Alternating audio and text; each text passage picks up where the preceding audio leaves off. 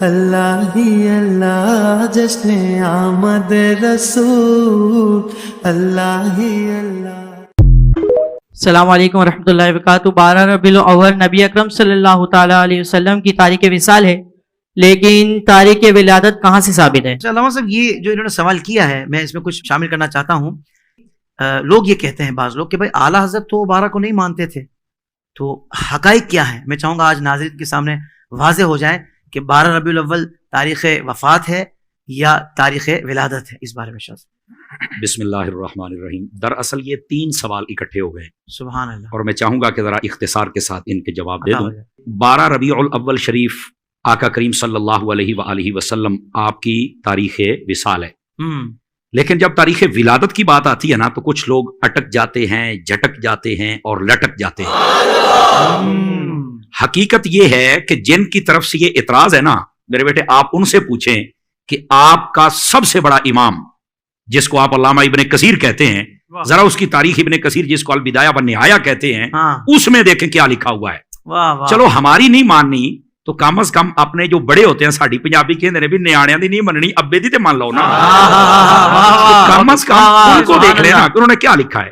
ویسے اللہ کے فضل سے چونکہ یہ وقت کے دامن میں گنجائش بہت تھوڑی ہوتی ہے، لیکن درجن بھر سے زائد حوالہ جات فقیر دے سکتا ہے اللہ کے فضل سے۔ سبحان اللہ، سمجھ آ رہی ہے میری بات کی؟ اچھا، یہ بات تو یہاں تک کہ تاریخ ولادت آپ کی جو ہے یہ 12 ہے۔ جہاں تک سیدی اعلیٰ حضرت صاحب رحمۃ اللہ تعالی علیہ آپ پر بات کی جاتی ہے نا، جی اصل میں اعلیٰ حضرت اگر نہیں مانتے 12 کو تو میرا پہلا سوال یہ، پھر وہ مانتے کیا ہیں؟ کہتے ہیں وہ 8 کو مانتے ہیں، تو میں نے کہا آپ 8 کو کر لو، کرو تو صحیح نا، کرو تو صحیح۔ اصل بات یہ ہے، لیکن ادھر نہیں آنا، وہ تمہارے اعلیٰ حضرت نے یہ کہہ دیا ہے۔ میں نے کہا میرے اعلیٰ حضرت نے جو کہا ہے تو وہ بابا میرا ہے تو سمجھوں گا بھی تو میں نا کہ میرے بزرگ نے کیا کہا ہے، میرے باپ نے کیا کہا ہے، میرے تاجدار نے کیا کہا ہے۔ آپ کو کیا لگے باقی مسائل میں بھی اعلیٰ حضرت کو دیکھ لو کہ میرے اعلیٰ حضرت نے کیا کہا ہے، لیکن جہاں تک اس سوال کا جواب ہے تو سیدی اعلیٰ صاحب نے کیا کہا ہے میں آپ کے سامنے، یہ ہمارے بزرگوں کی جو تاریخ ولادت و وفات و شہادت ہوتی نا، اس میں عمومی طور پر کچھ اقوال ہوتے ہیں، اور اس میں کوئی حرج کی بات بھی نہیں ہے۔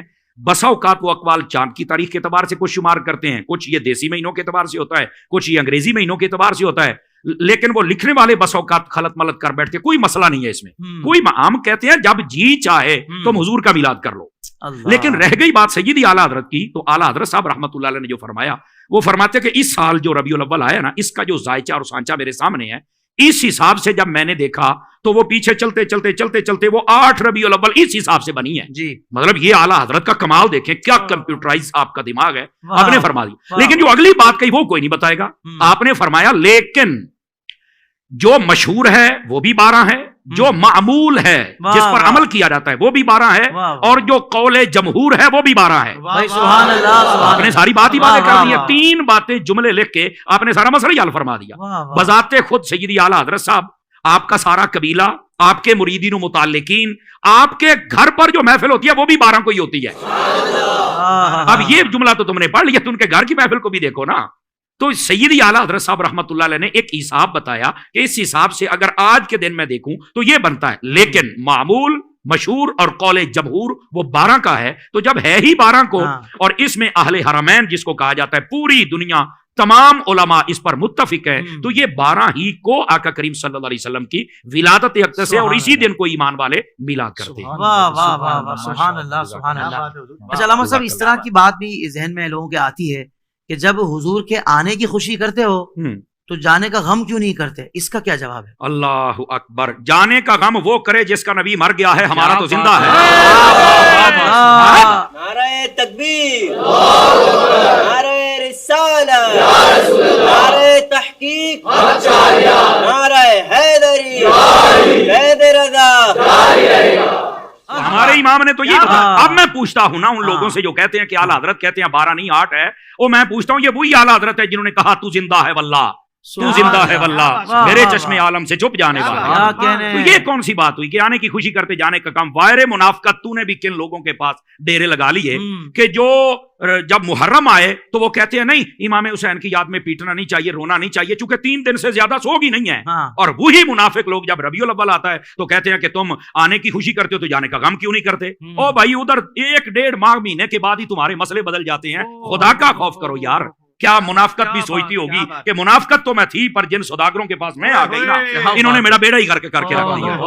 اب یار سوچنے والی بات ہے, 1.5 ماہ پہلے یہ فتویٰ جاری ہو رہا تھا کہ سوگ 3 دن سے زیادہ نہیں, تو اب بھی کہو نا کہ 3 دن سے زیادہ سوگ نہیں, بس آنے کی خوشی کرو, جانے کا کام نہیں کر سکتے. اور پھر دوسری بات, میں اگلی بات بھی کر لوں نا ان سے, نبی پاک آئے پہلے ہیں یا گئے پہلے ہیں؟ تو کہا آئے پہلے ہیں, تو میں نے کہا پہلے آنے کی خوشی کرنا پھر جانے والی بات بھی کیوں حضرت سوچنے والی بات ہے نا, کمال والی بات ہے, ہماری تار چھیڑتے ہو یار. اس واسطے یہ بےہودگی پھیلانے کی کیا. اور تیسری بات سنیے گا, دیکھیے حضرت سیدنا آدم علیہ نبینا علیہ السلام, آپ پیدا بھی جمعے والے دن ہوئے اور آپ کا وصال بھی جمعے والے دن ہے. اس کے باوجود اس جمعے کو عید کہا گیا. ان الجمعۃ عید للمؤمنین, فرمایا جمعہ مومنوں کے لیے عید ہے. تو بھائی اللہ تبارک و تعالیٰ نے اپنے حبیب پاک صلی اللہ علیہ وسلم کو جو دین دیا اس میں یہ مسئلہ ہے, اور حضور نے خود بیان فرمایا. تو کیا نبی پاک علیہ السلام کو نہیں پتا تھا کہ وہی دن اگر تاریخ ولادت ہو, تاریخ وفات ہو, تو آنے کی خوشی کے ساتھ جانے کا کام بھی ہونا چاہیے. تو یہ آج تک کے لیے عید کیوں ہے؟ آدم علیہ السلام جس دن آئیں جائیں وہ آج تک عید کا دن رہے, وہاں سوگ کا نام تک نہیں ہے. تو جس دن آدم سمیت سارے نبیوں کے امام آئے اس دن سوگ کہاں سے آ گیا؟ اس دن بھی یہ عید ہی ہے اور خوشی ہی ہے. تو یہ دوسری بات. اور تیسری بات سمجھنے والی ہے, میرے آقا کریم علیہ السلام نے فرما دیا حیاتی خیر لکم و مماتی خیر لکم, فرمایا میرا تمہارے درمیان رہنا بھی بہتر ہے, پردہ کر جانا بھی بہتر ہے. تو پوچھا کہ جب تک آپ ہیں تب تک تو بہتر ہے, قرآن آ رہا ہے, وحی آ رہی ہے, آپ کا چہرہ دیکھا جا رہا ہے, سیاپی بن رہے ہیں, برکات ہی برکات ہیں, تو جب آپ پردہ کر جائیں گے تب کیسے بہتر ہے؟ تو فرمایا میں اپنی جب قبر میں جاؤں گا تو وہاں پر تمہارے اعمال مجھ پر پیش کیے جائیں گے. اگر تمہارے اعمال اچھے ہوئے تو اللہ کا شکر ادا کروں گا, اگر تمہارے اعمال میں کچھ کمی کوتاہی و خامی ہوئی تو اللہ سے تمہارے لیے استغفار کروں گا. تو میں نے کہا جو نبی قبر میں بھی تمہارے لیے خیر مانگ رہا ہے اس کا میلاد بنتا, پھر ماتم تو نہیں نہ بنتا. سمجھ آ رہی ہے جی؟ تو میں یہ اللہ آپ کا بھلا فرمائے. اور ناظرین تو آج بڑے جوش میں بیٹھے ہوئے ہیں, وہ میں کہتا ہوں یار سوچنے کی بات ہے کہ محبوب پاک صلی اللہ علیہ وسلم کے جانے کا غم کیسے کروں؟ وہ تو قبر میں بھی مجھے غمگین نہیں ہونے دیتے, میں کیسے غمگین ہوں؟ مجھے بتاؤ. اصل یہ مسئلہ ہے, بس اللہ سمجھنے کی توفیق.